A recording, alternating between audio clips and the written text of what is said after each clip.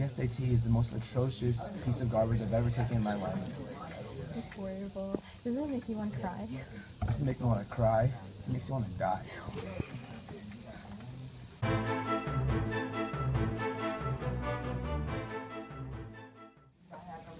Yeah. What's the first word that comes to your mind when you think of the SAT? Sucks. How much did you study for the SAT? Enough, I think. Do you feel that it's a proper judge of a person's intelligence? Of course not, because SATs are stupid. Okay, good. Okay. What's the first word that comes to your mind when you think of the SAT? Terrible. How much did you study for the test? Probably an hour. Do you feel that it's a proper judge of a person's intelligence? It's the worst thing that can possibly judge a person's intelligence. What's the first word that comes to your mind when you think of the SAT? Irrelevant.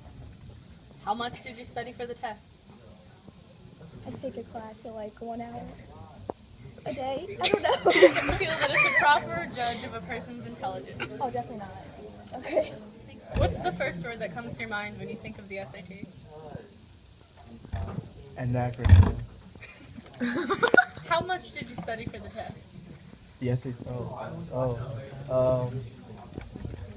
I took classes. At first, I tried to study at home, then I took the test. Didn't work out. So I had to take classes.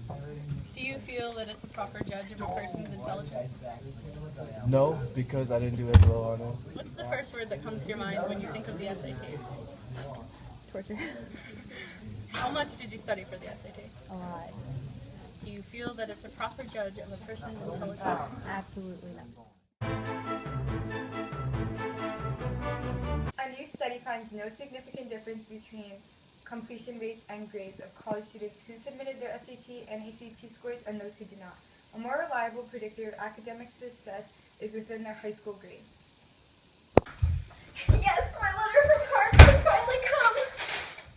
Dear Ms. Swoboda, thank you for submitting your application to become part of the class of 2020. It gave all of us here at Harvard University a nice laugh. How could you possibly think that you're qualified to attend our school? Although your GPA is well over our requirements and you participate in 8 extracurricular activities, we have one problem.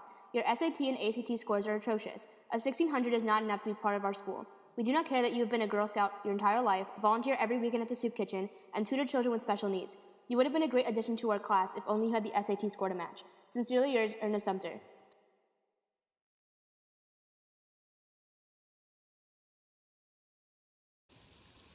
High school grades do not test scores as the best predictor of college success. Regardless of the income level or race, students with strong high school grades in tough courses generally perform well in college, even if they had average or even poor ACT or ACT scores. In other words, research shows that hard work and good grades in high school are what matter most. It's important to show you can do over 4 years, not in 4 hours on Saturday morning. Disparage. I don't know. Proliferation? I have no idea. Disparity. A difference? Disseminate. I don't know. I don't know. I don't know. I don't know. I don't know.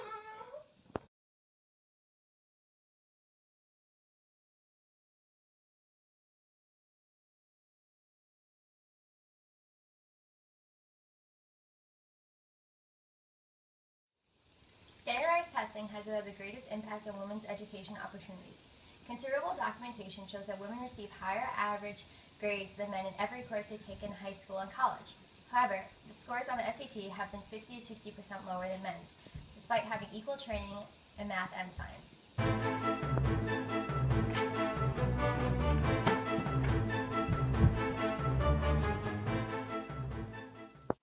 Statistics have shown that solely based on race, African Americans, Hispanics, and American Indians are predisposed to score relatively lower on the SAT.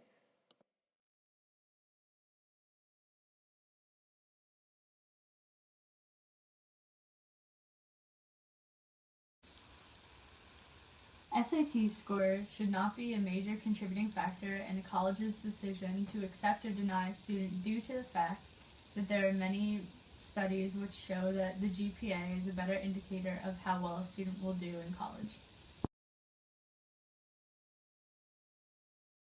Satire. It's Satan. Probably Satan. Satan. Probably is Satan, because Satan, not the College Board, administers the SAT.